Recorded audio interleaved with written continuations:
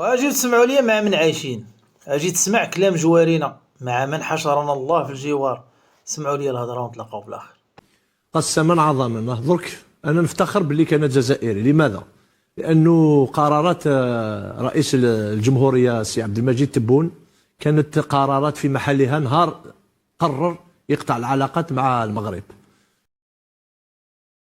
انا اللي تنعرف هو لا خليط ما بين السياسه وما بين الرياضه، ويا حسره هذا عند الجزائريين راه برنامج رياضي، يعني رياضي 100%، وهذا محلل رياضي. اش داك انت لهاد الهضره؟ اش داك لهاد الهضره ديال عموم تبون دار احسن حاجه هي يقطع العلاقات مع المغرب وانا افتخر انني جزائري؟ دابا هذه هضره؟ فين هي الرياضه؟ فين هو التحليل الرياضي؟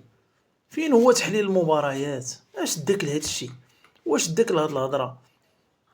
شوف راه خلاها الحسن ثاني مالكنا الله يرحمه ويوسع عليه، قالك حشرنا الله في الجوار مع ناس لا نعرف كيف نفهموهم ولا كيف يفهموننا.